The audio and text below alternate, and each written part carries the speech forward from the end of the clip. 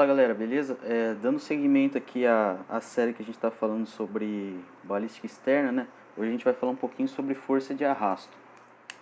Como foi falado no último episódio, basicamente são três forças que interferem no projétil após ele sair do cano, né? Tem mais alguns detalhes aí, mas resumidamente são essas três forças que interferem no projétil, que são a gravidade, a força de arrasto, que é o assunto nosso de hoje, e a força que o vento pode exercer, dependendo se tiver vento ou não, né?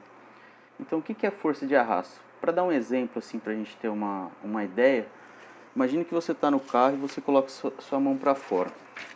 Se você colocar sua mão assim, e o vento está vindo para cá, você vai sentir uma certa resistência na sua mão. Caso você espalme sua mão no vento, ou seja, coloque ela assim, você vai sentir uma força muito maior empurrando sua mão para trás. Isso, basicamente, é a força de arrasto, tá?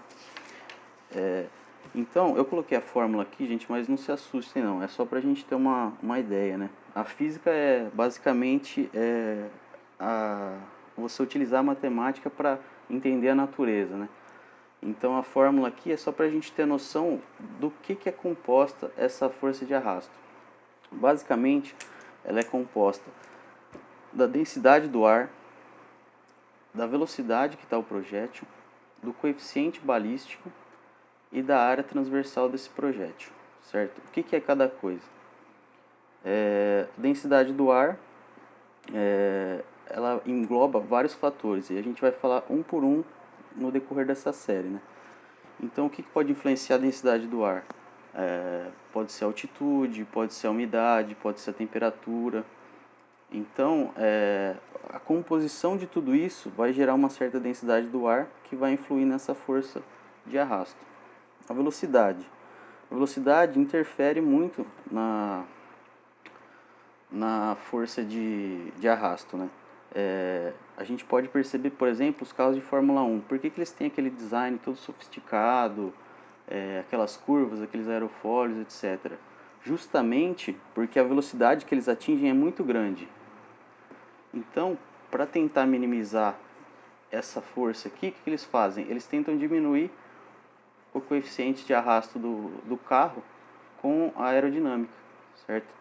O coeficiente de arrasto que é a outra coisa que influencia aqui.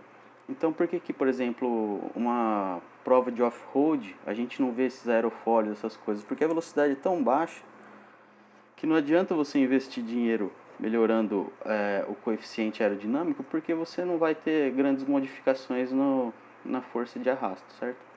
E por último, a área da seção transversal do projétil. O que é essa área? É quando você olha o chumbinho de frente, essa área redondinha, entendeu?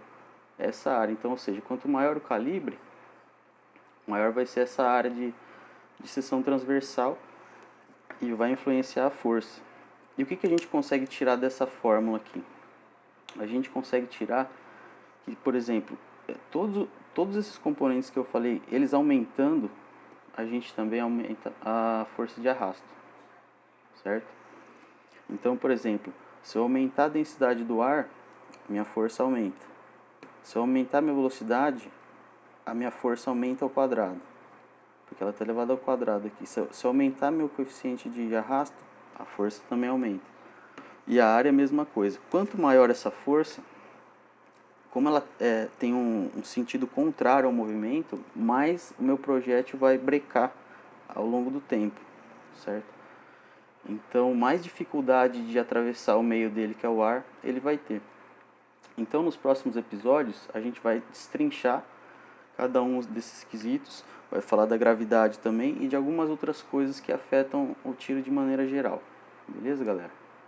Espero ter ajudado. Um abraço, se inscreva no canal e deixa o like.